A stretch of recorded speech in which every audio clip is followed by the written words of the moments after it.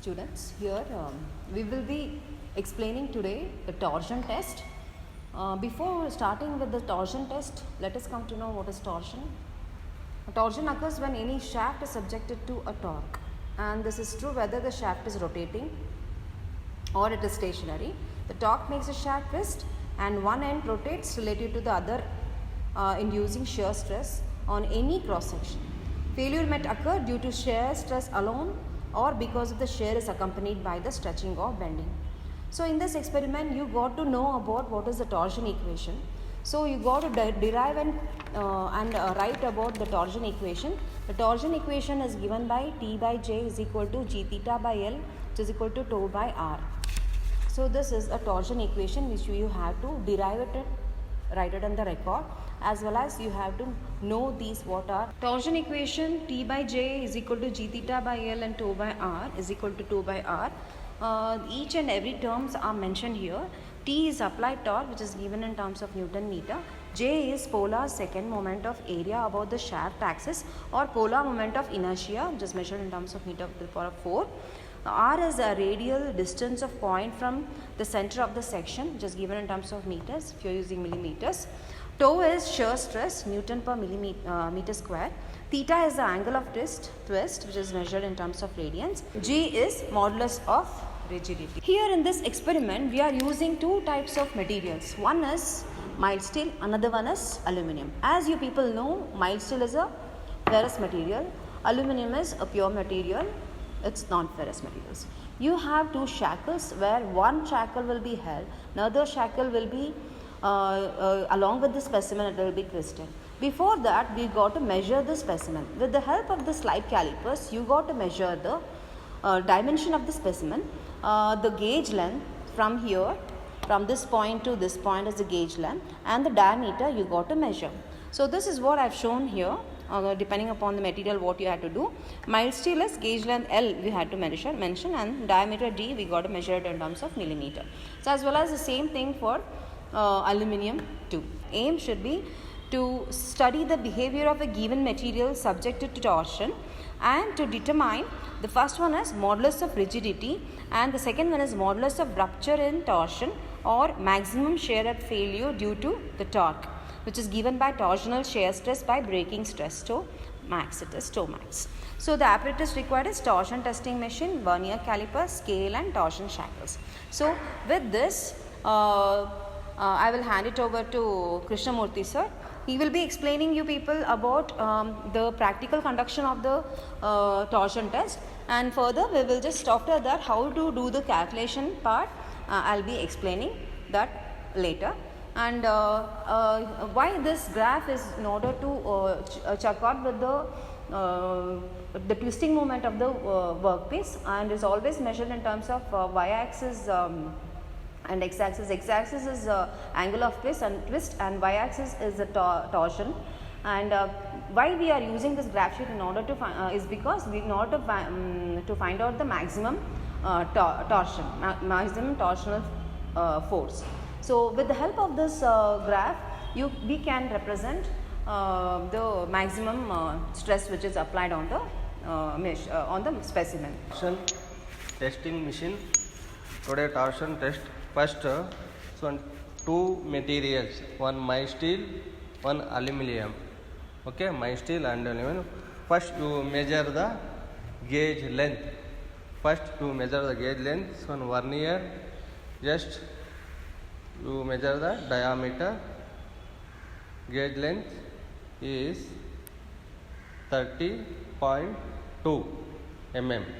Okay, length is 30.2 mm, diameter 20.2 diameter. Same, this one mild steel,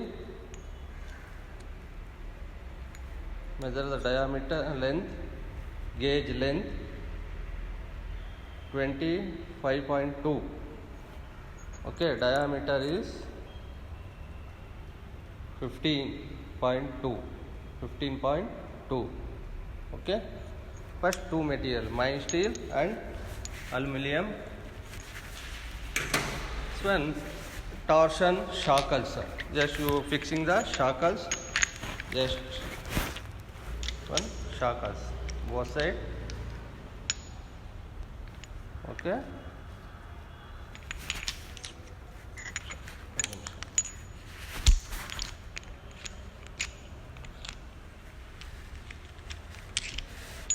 Okay, then fixing the shackles both side.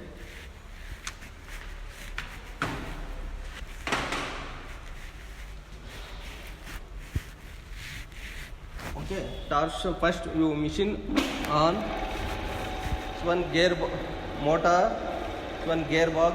You engage the gear. The power come to the gearbox. You engage the gear. One chain pulley connect to the power. Next, one worm wheel worm gear mechanism. This one worm wheel and worm gear mechanism. This one big gear is a bull gear mechanism. Okay, next you power connect to the drum. The drum is x-axis. This one pendulum. This one load y-axis. Drum is x-axis, pendulum y-axis. Just this one drum full circumference is a 91 centimeter and 4 degrees. 4 degrees. Drum is x-axis, pendulum y-axis. Okay, first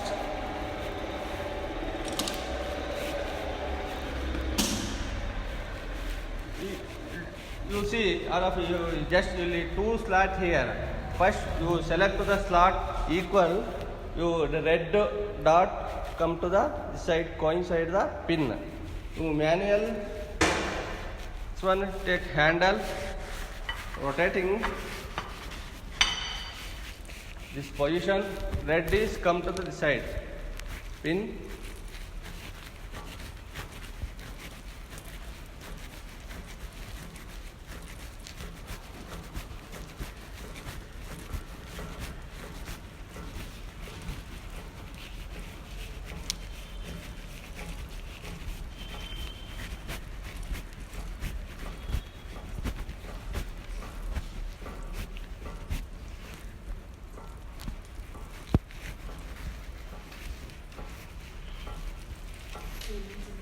Red dot come coincide the this one pin. So equal to the this one slot.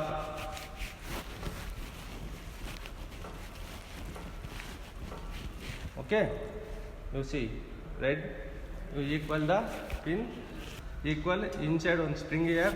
Just you open the bolt. Open the bolt. Spring is come inside. Okay. Just you fixing the shackles. Okay. This one tight. This one bolt.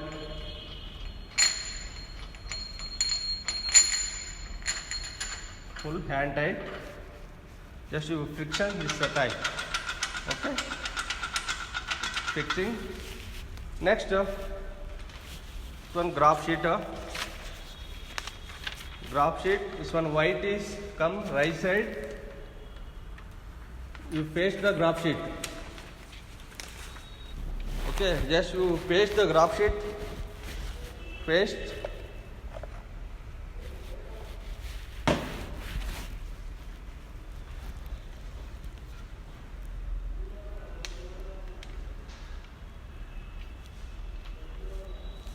You bottom paste first. Top. Okay, just pasting the graph sheet. This one lift the pencil. Lift the graph sheet pencil. Okay. Next, on the machine, engage the gear.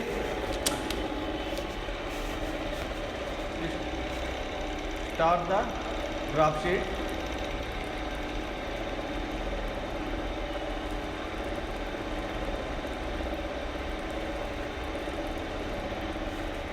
This one pendulum, this one brake after, come back position.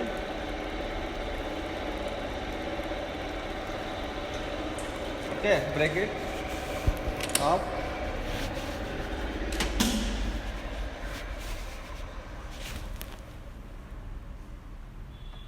Just open the graph sheet.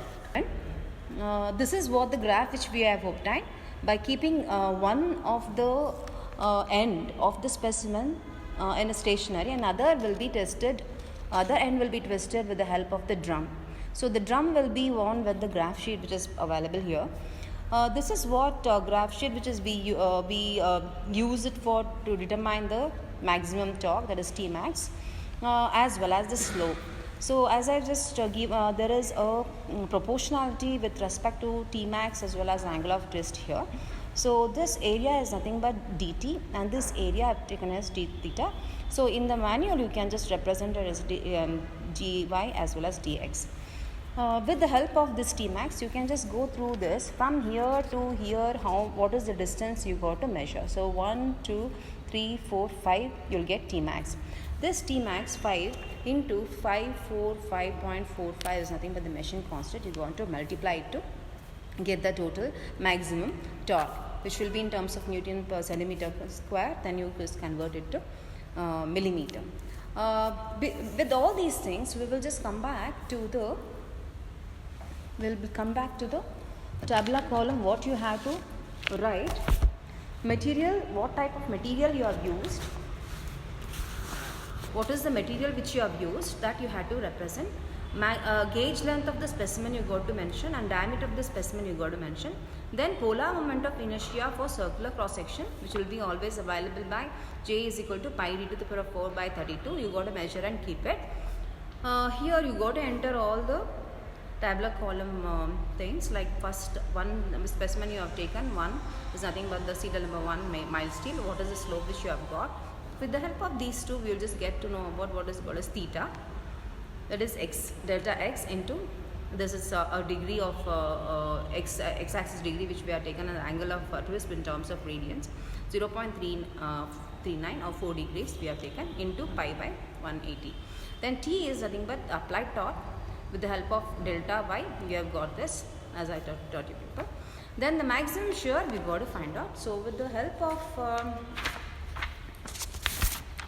this formula, we can find it out. Say J, as I told you, is nothing but polar moment of inertia. It's pi d to the power of 4 by 32 millimeters to the power of 4. With the help of J, we can find out the rigidity modulus of nothing but G. So G, as I taught you people in the beginning, this is what we had to find out in this torsion test. So G is nothing but L by J into dt by d theta. That's nothing but the slope, which is measured in terms of newtons per millimeter square. Shear strength, Tmax, with the help of rigidity modulus as well as polar moment of inertia, we can find out. It is given by Tmax into d by t. D is nothing but the diameter of the specimen, divided by J, which we have got it by polar moment of inertia. So with the help of these things, we can get to know about what is the shear strength. So the main aim was in order to find out the modulus of rupture, and we wanted to find out the modulus of rigidity. So with the help of these two, we would have finished our objective of finding out the torsional or conducting the torsional test on the various specimens. So since we have just conducted to the aluminium, the same thing the same experiment will be carried out for the mild steel also, and we got to obtain the graph in order to find out the force.